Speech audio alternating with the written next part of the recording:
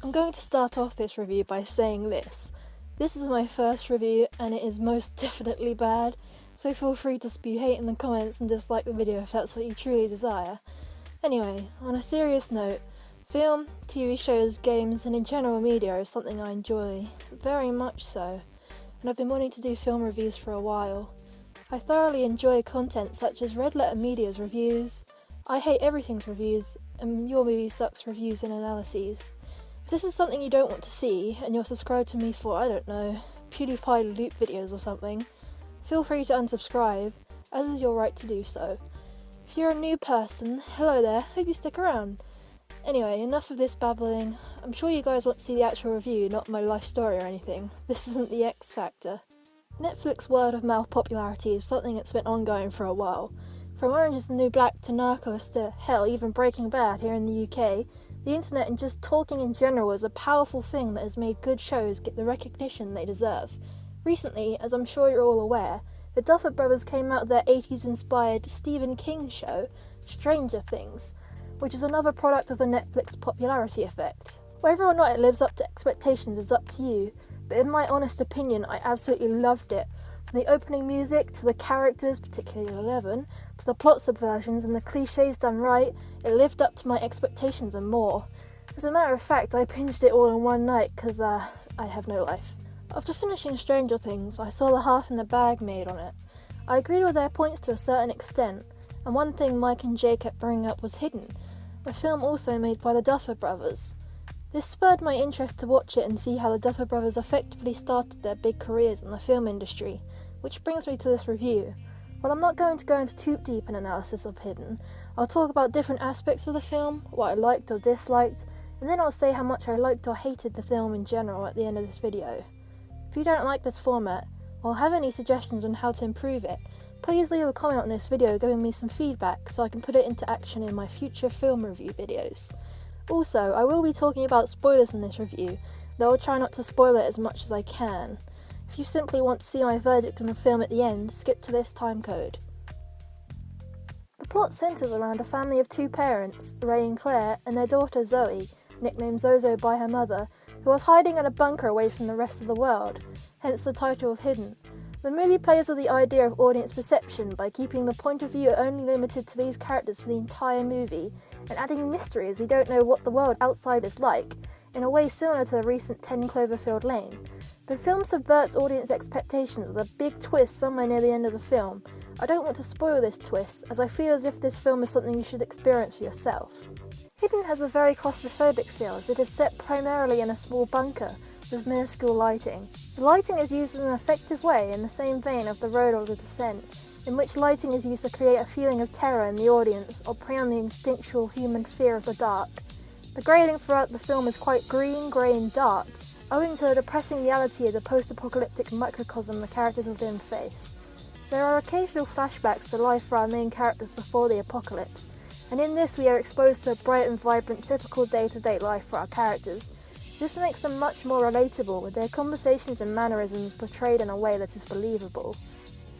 Continuing with the discussion of the characters, the actors the Duffer Brothers decided to cast in this film were very appropriate and are directed well.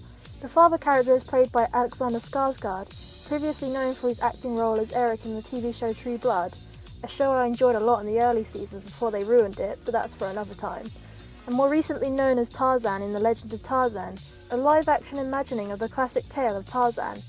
I really liked his character in Hidden, as you can feel his sense of sorrow and urgency in almost all the lines he delivers, and you can really relate to this character and his need to protect his daughter, especially if you're a parent yourself. The parents, though each had their own very unlikable traits, are made undoubtedly likeable by their never-ending love for their daughter Zoe. Zoe herself is portrayed well, though perhaps maybe annoying to some people. Much of her lines are quite distressing, and the character of Zoe is perceptive and curious, though her emotional nature might be the main thing that divides audiences with her character. Saying this, the actress, Emily Allen Lind, probably pronounced that wrong, did a very good job portraying her with what she had. The Duffers' ability to find child actors to carry emotionally charged scenes is very prominent and Hidden, an ability they'd go on to perfect with the aforementioned Stranger Things.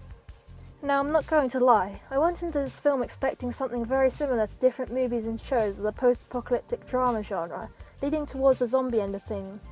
maybe something in the same style as The Walking Dead, with there being an ever-present threat of zombified monsters for the human characters, but with character drama laced in between. At first these expectations were met, which in turn meant Hidden didn't really grab my interest from the beginning, but the drama and chemistry between the on-screen characters is enough to capture your interest to the point where there is a switch in dynamic. When the twist becomes prevalent, I was suddenly on my toes wondering what would happen next. In fact, I was on my toes starting from where the action began, as I really started to care for the characters in the film and what would happen to them. The Duffers really did well setting up the characters in Hidden before pulling out all the stops when the conflict happens. I actually felt like the antagonistic breathers, as the characters called them, were an omnipresent force to fear, and I had this gut feeling that the characters would end up being killed by them at the end of the movie. I particularly liked how we have essentially a grey morality throughout the second half of the film. We understand the view of the main characters, but we also understand the view of the breathers, though both sides are capable of and responsible for wrongdoing, making it not an easy decision who to side with. I personally feel like I still don't know which side is in the right. The best films make you think about what you've just seen and ask yourself questions about how you think, so in this respect the film definitely succeeds. Though there is certainly a lot to praise in the film, it comes with its fair share of flaws. The parents of the film, though charming due to their commitment to the well-being of their daughter, ended up at times feeling cartoonish in the way their opposite views are portrayed.